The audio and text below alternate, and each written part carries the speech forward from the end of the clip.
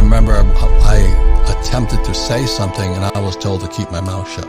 You've been screwed. You drank the Kool-Aid and you were about to get wiped out. So I wish I had good news, but for my generation, a boomer generation, we're in serious trouble.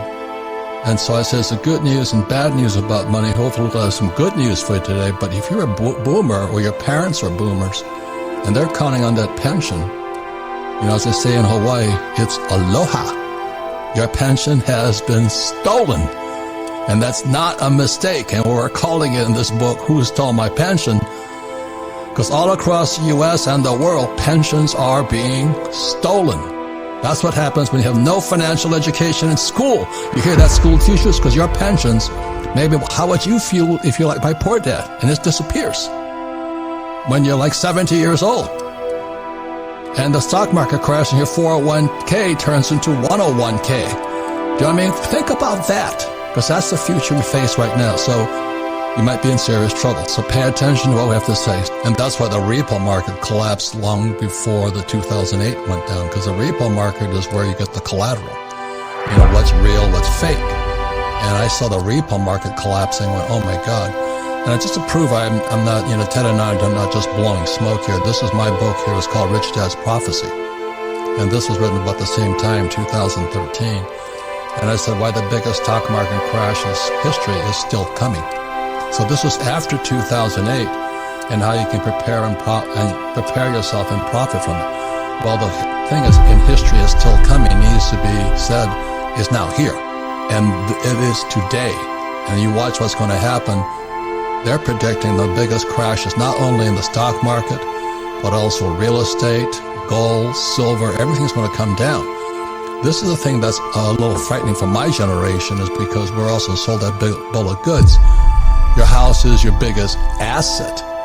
Now, the problem with the real estate market crash, not only is it because a lot of it's debt or credit, that when real estate goes down, it's like a sinkhole. And when real estate goes down, not like so much the stock market, but when real estate goes down, other businesses go with it. And all these guys like, carpenters, people who fix the houses, people sell insurance, car dealerships, it's a sinkhole. And so as a real estate guy, when people come up to me and say, I took your advice on buying real estate. I'm not Catholic, but I take laps around the rosary bead and I'll pray for you tonight, because the crash is here today. This market crash is accelerating. So those of the 401ks are going to go to 101ks. And if your pension has been looted, the stock market also affects most pensions. Is that correct, Ted? Absolutely. There is this notion that your pension has been promised to you. That's just not so. That promise is worth whatever, the words. The person who's promised you that pension will later tell you they never meant to promise it. It really wasn't a promise. We didn't really mean promise. So it's not even worth the word. But the first thing people need to understand, because they always come to me and say, hey, how can they do this? They promised me. For 30 years, I worked for the Screen Actors Guild. For 30 years, I worked for the Ohio State Teachers. And then at age 75, they tell me my promised retirement security is an illusion. So that's the first thing to understand. The second thing, and to your point, is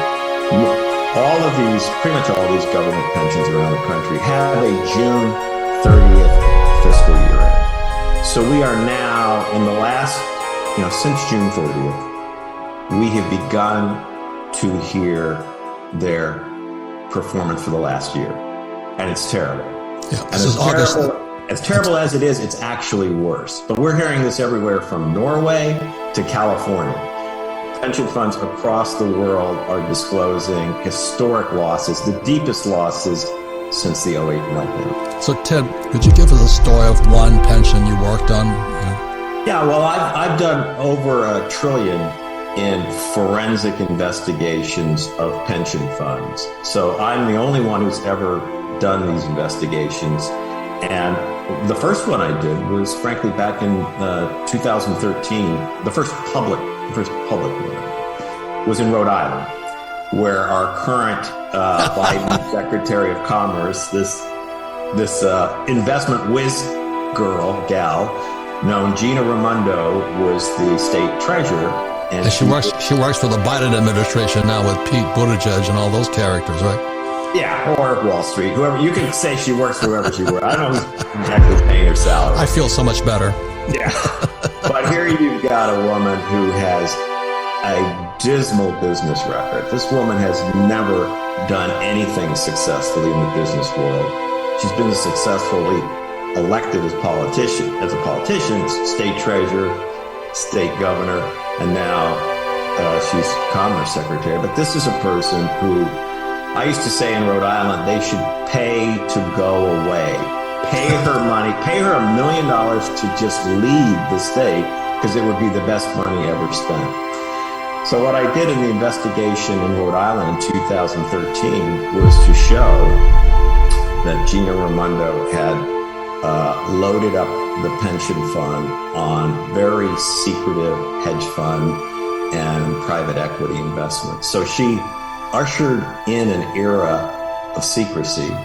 Public pensions in Rhode Island and around the country had never been secret in the past. They're supposed to be the most transparent of all pensions in the world. And their state Freedom of Information Act laws in every state, they're supposed to ensure that. Well, she came in and said all of the investment contracts, all the investment dealings for the Rhode Island pension fund will henceforth be secret. And so what she was doing was gambling big on hedge funds. And I said in 2013, this is going to end very badly. And within a few years, she racked up losses of nearly $1 billion. This is an $8 billion pension fund. So how does an $8 billion pension fund earn back that billion that she lost? Well, there's only one way to get it back, and that's really to go to taxpayers. I've done all these trillions of investigations of pension funds, Ohio, North Carolina, Rhode Island, Florida, around the country. And in looking at all of these huge investment funds, I found a lot of illegal activity. And that was the more profitable side of my work, as reporting whistleblower wrongdoing to the SEC and the other federal regulators. So I won the largest whistleblower awards in history a few years ago, $78 million, for reporting this wrongdoing I was seeing in pensions all over the country. Because as we point out in our book, Who Stole My Pension, America is the leading financial innovator. And when I say that, we create toxic financial products that we distribute worldwide. Hedge funds, private equity funds, venture funds, all of that stuff began in America. And then we exported it. Currently, we're exporting it to Australia, Japan, and many of these pensions are being told that these are proven investments that have been sold in the U.S. for 10, 15 years. Well, that's not true.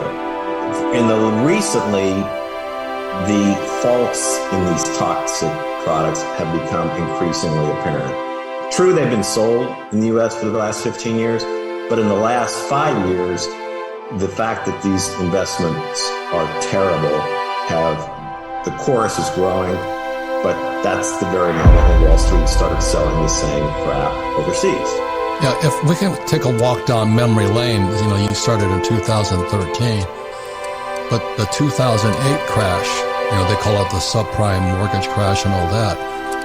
That was, creative financing, mortgage-backed securities, collateralized debt obligation, they call them derivatives. And today the derivative market is not in the trillions, it's in the quadrillions. And when this baby goes off, it's going to be louder than a thermonuclear device going off all over the world. And if you remember back in 2008, one of the shocking revelations was there were all these mortgage-backed securities. Right. And lo and behold, they discovered the banks didn't actually own the property, the mortgages. They hadn't done the paperwork. They were selling securities backed by investments they didn't own. I don't know what you call that. I think it's called fraud. But that's a pretty strong term. Yeah, the paperwork just wasn't there. complex financial products with all that are dependent on all kinds of legal and other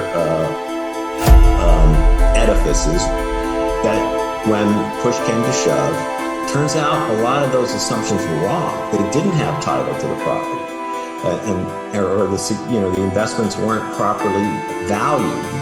There was rampant inflated values of residential property and stuff. So all kinds of faults in the system became apparent after '08, but all of this stuff was being sold globally for 20 years or more. So, Ted, would you mind explaining what happened to United Airlines pilots? Yeah, United Airlines was the largest pension default in history. The United Airlines pilots and the U.S. Air pilots came to me and asked me to do a forensic investigation. I did not do one of the United pilots, but I met with the pension bailout group, the PBGC, along with the United pilots, and we begged them to do a forensic investigation into what had caused the United pension to collapse, and they refused to do it. The government said they had no interest in learning what had caused the pension to fail and who may have profited as a result. Then I met with them again with the U.S. Air pilots, and again the PBGC said they were not interested, but the pilots commissioned me to do a private investigation.